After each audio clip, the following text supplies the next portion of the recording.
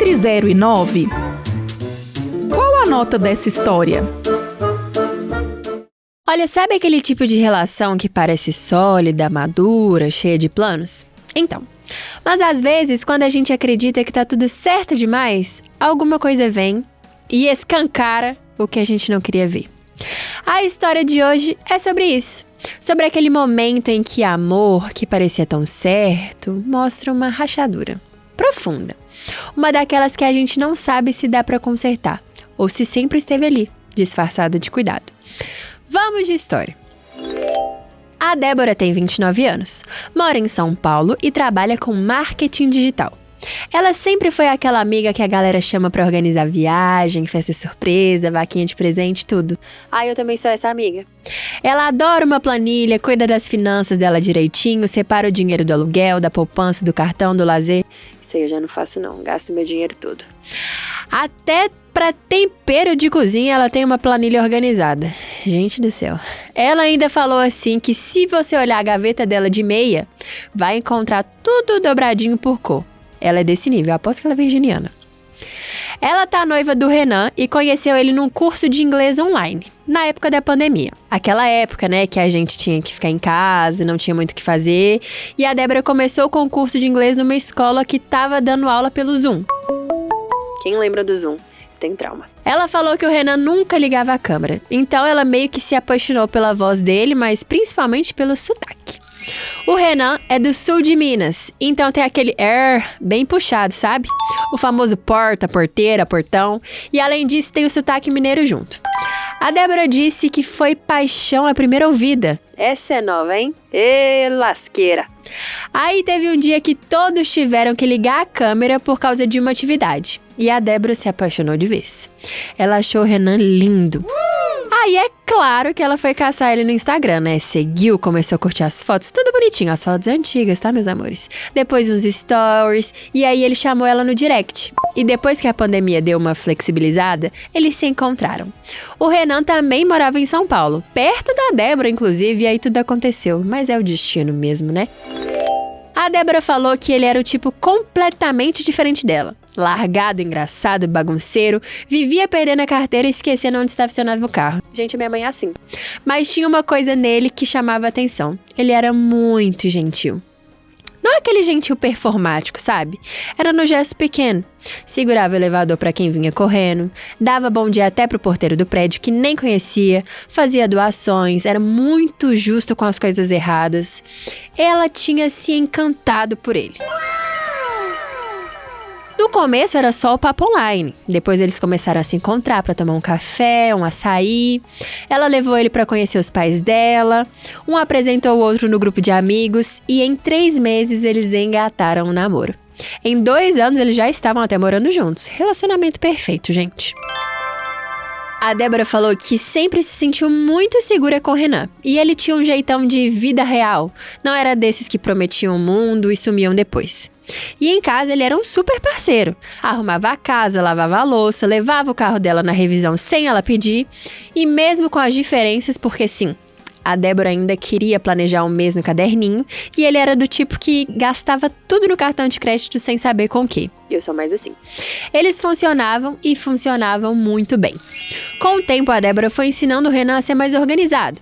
E fizeram até uma conta conjunta para que eles pudessem administrar os gastos ali da casa. Viagens e essas coisas comuns entre casais que eles faziam. Mas ainda assim, cada um tinha sua conta pessoal. Até porque é importante, né, ter essa independência e essa privacidade. Então assim, gente, a Débora era apaixonada, a relação era perfeita. Nada a reclamar. Mas tinha um detalhezinho ali no passado do Renan que ela nunca engoliu muito bem. A ex dele, que nós vamos chamar de Juliane. Ele namorou a Juliane durante 4 anos. A história que ele contava era de um relacionamento turbulento, cheio de brigas, ciúme, crises, que a Juliane era muito, muito instável. Eles tinham até dado um tempo umas 2 vezes antes deles terminarem de vez. Segundo o Renan, foi libertador terminar com a Juliane. E a Débora entendia totalmente isso, tá? Ela também teve outros relacionamentos que não deram muito certo e tava tudo bem. Mas parecia que esse caso com a Juliane não tava 100% resolvido, não.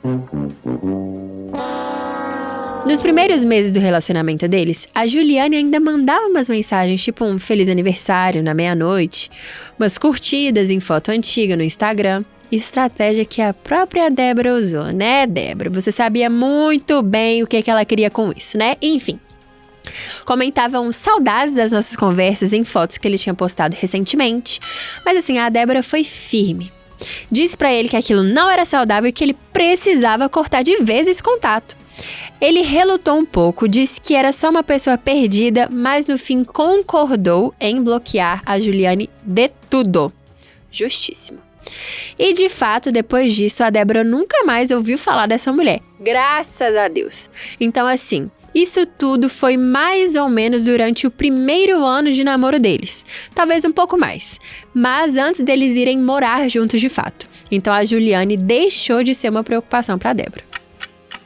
O tempo passou, eles foram morar juntos, engataram num ritmo de vida de casal bem entrosado. Dividiam aluguel, supermercado, cachorro, Netflix. A Débora falou que gosta de experimentar a vida de casado antes de fato casar. Porque depois, pra separar, é muita burocracia. Então é melhor ver antes de dar certo. Pois eu concordo também. Eu acho que tem que ser assim, viu? Porque se for muito diferente, já mete o pé logo e aí cada um vai pro seu canto. Aos 4 meses, mais ou menos, eles fizeram uma viagem pra Chapada dos Veadeiros. E lá o Renan pediu a Débora em casamento. A Débora falou que foi de surpresa mesmo, que ela não estava esperando por isso. Eles ficaram em um hotel que tinha um mirante lindo com o pôr do sol e tudo. Aí o Renan organizou tudo lá no hotel, tudo bonitinho, um jantar nesse mirante e fez o pedido. A Débora falou que falou um sim na hora e ficou muito emocionada. Chorou, abraçou, riu. Foi lindo, gente. Um daqueles momentos que você conta pra todo mundo depois, sabe? Ai, ai. Marcaram o casamento para 1 ano e meio depois. Então assim, vamos supor que ela foi pedida em casamento em janeiro de 2025.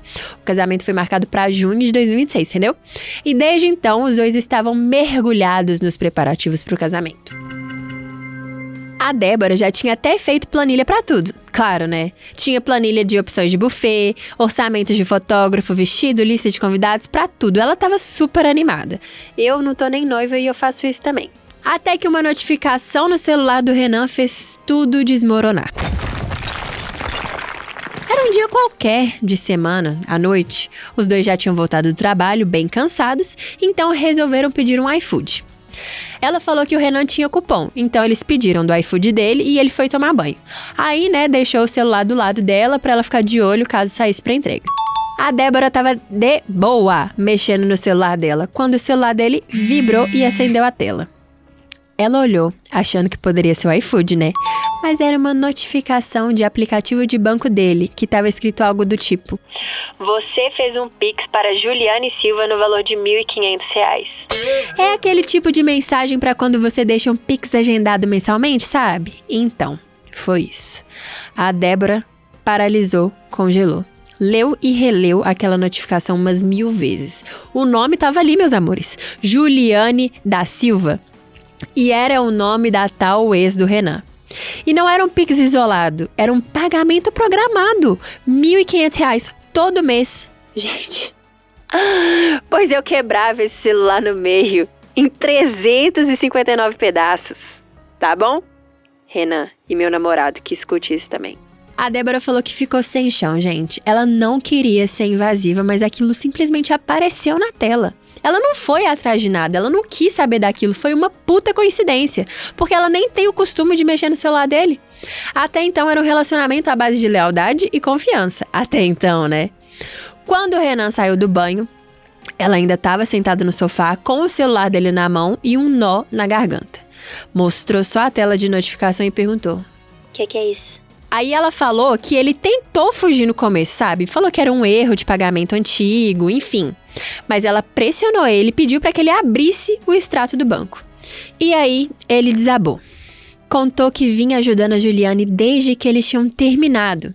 Que ela sempre se enrolava, que tinha perdido o emprego, que a mãe estava doente, que o aluguel estava atrasado e que ele se sentia culpado por tudo que eles viveram e por ter terminado com ela. Que ela não tinha ninguém e que ele fazia isso escondido porque sabia que a Débora não ia entender. Como é que entende? Como é que entende uma coisa dessa? Você me fala. Se fosse o contrário. O problema é esse. A pessoa nunca se coloca no lugar do outro. Ô, carai. Ela ficou sem ar. Vocês têm noção que ele mandava R$1.500 todo mês pra ex dele? 4 anos. Há 4 anos, gente, isso é muito tempo pra uma pessoa ainda tá ligada e ajudando uma ex, você entendeu? É uma pensão praticamente, é como se ele tivesse algum vínculo com ela por algum motivo. Enfim, a Débora ainda perguntou se ela sabia que ele estava noivo e ele disse que não. O pior, vocês não sabem, é que ele se achou no direito de ficar meio bravo com ela. Disse que ela estava fazendo drama, que ele só queria ajudar uma pessoa do passado dele, mas que era passado e que o dinheiro era dele e ele não estava deixando de cumprir com as obrigações dele dentro de casa. Falou que ela estava exagerando. Que não tinha contado nada justamente porque sabia que essa seria a reação dela. A Débora falou que até concordou com ele, mas mesmo assim ainda se sentia traída e enganada.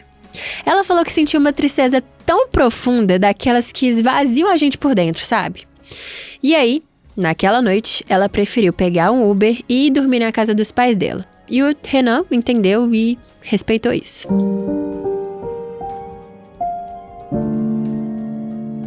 Ela falou que ficou horas encarando o teto, nem conseguiu dormir. Ficava rodando a aliança no dedo, pensando no casamento e em tudo que construiu com o Renan. E a história acaba nesse momento.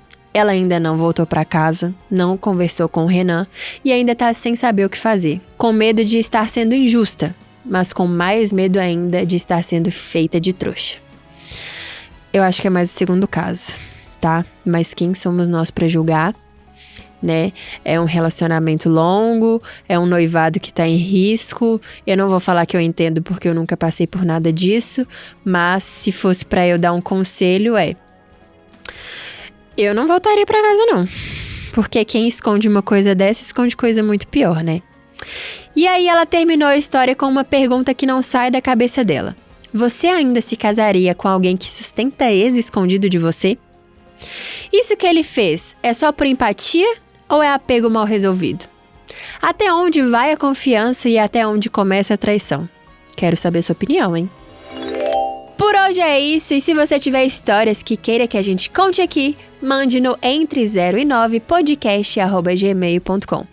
Os números são números mesmo, viu? Vou repetir aqui. Entre número 0 e número 9 podcast@gmail.com, tá bom? Um beijo e até a próxima. Queremos saber a sua nota.